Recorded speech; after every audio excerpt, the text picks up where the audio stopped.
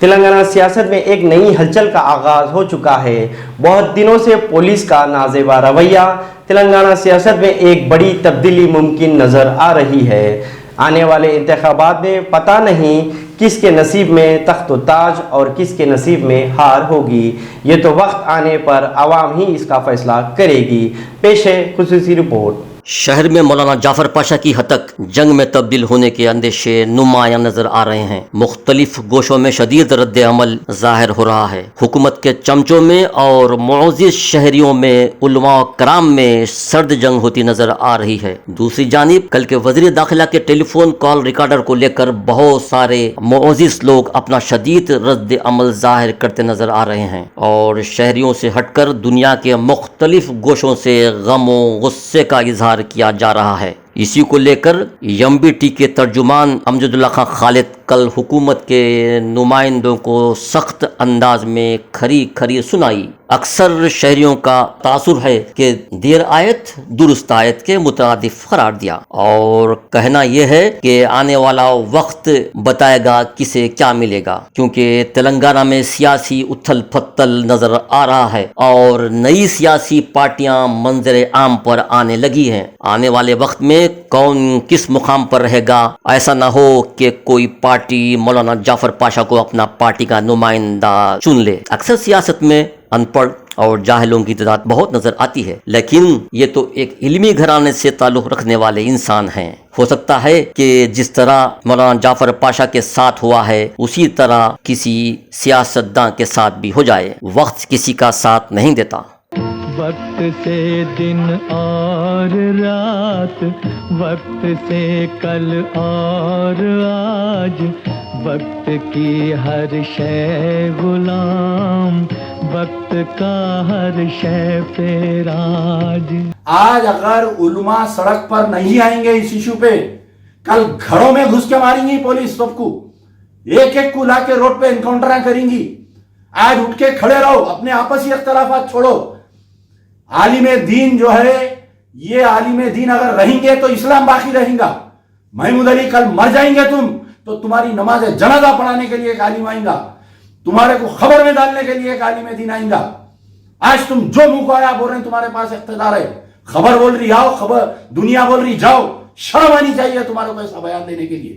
وہ پولیس والا جو حرکت کرا اتنی تکلیف نہیں ہوئی، لیکن آج تمہارے بیان کی وجہ سے اتنی تکلیف ہو رہی ہے۔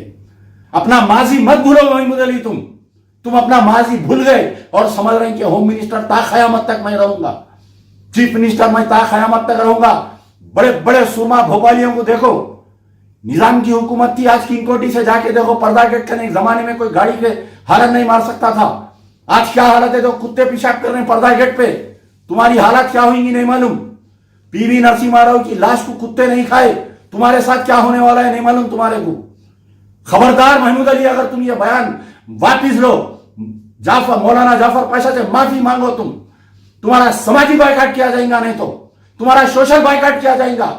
پورے علماء مشائخین اٹھ کھڑے رہو، یہ مسئلہ ایک جعفر پاشا کا نہیں ہے، پورے مسلمانوں کا مسئلہ ہے۔ پورے دکن کے مسلمان، پورے تلنگانہ کے مسلمانوں کو آج محمود علی للکارے ہیں۔ شرم آنا چاہیے محمود علی کو۔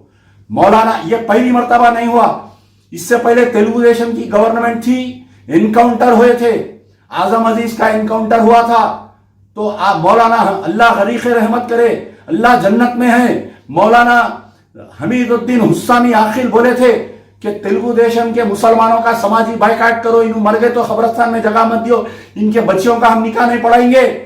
پولیس کا ظلم رک گیا، یہ وہ بہادر باپ کا بہادر بیٹا ہے، یہ اس لیے بیان دیا۔ کانگریس کی گورنمنٹ تھی، مکہ مسجد کے بعد میں ظلم ہو رہا تھا، یہ عالم دین اٹھ کے بیان دیے جب ظلم ختم ہوا پولیس کا۔ آج جو ہے مظلوموں کی آواز، دلتوں کی آواز آج مولانا جعفر پاشا بنے تو تم چراغ پا ہو رہی، تمہارے کو مرچی لگ گئی تمہارے کو۔ آج میں چیلنج کر رہا ہوں، محمود علی آنے والے دنوں میں نہ تم ہوم منسٹر رہیں گے، نہ تم ڈپٹی، چیف منسٹر کی گدی نہیں رہیں گی، یاد رکھو، تم ضمانت ضبط ہو جائیں گی اگر علماء کی بدوا لگیں گی تو۔ علماء کی بدوا خاموش رہتی، خاموش طوفان آنے والا ہے ٹی آر ایس میں۔ کیا سمجھ رہے ہیں تم اپنے آپ کو؟ جو منہ کو آیا بول دیں گے سمجھ رہے ہیں تم؟ کیا مولانا جعفر پاشا اکیلے ہیں سمجھ رہے ہیں تم؟ جعفر پاشا کے پیچھے کوئی نہیں ہے سمجھ رہے ہیں تم؟ عقل آنی چاہیے تمہارے کو۔ माफी मांगो तुम ये बयान के ऊपर, ये टेलीफोनिक टैग के ऊपर। ये बात बोल रहा हूं कि जो जाफर पाशा के साथ हुआ ये एक सोची समझी साजिश है कि जाफर पाशा आइंदा जो है ऐसे बयानबाजी नहीं करना, हुकूमत के खिलाफ में नहीं देना बोल के।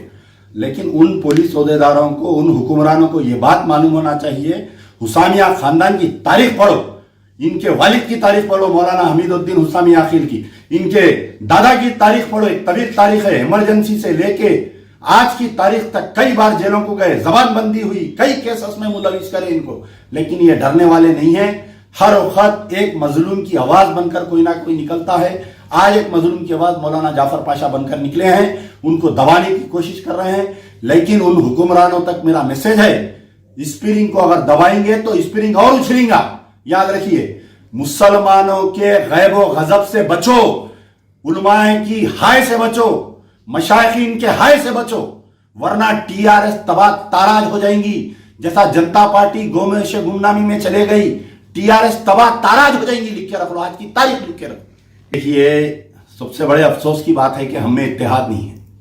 हमें इत्तेहाद होनी चाहिए। मैं एमबीटी, तू मजलिस, उन्हें कांग्रेस, उन्हें टीडीपी नहीं। आज एक उलमा को ललकारा गया है, एक उलमा को। उलमा कोई सियासी नहीं रहता, उसकी कोई जमात नहीं रहती। सब मिलकर एहतजाज करना चाहिए। धीरे धीरे आ रहे हैं सब जने। मेरी कई लोगों से बातचीत हो रही है, हम सब मिलकर एहतजाज करेंगे इंशाअल्लाह।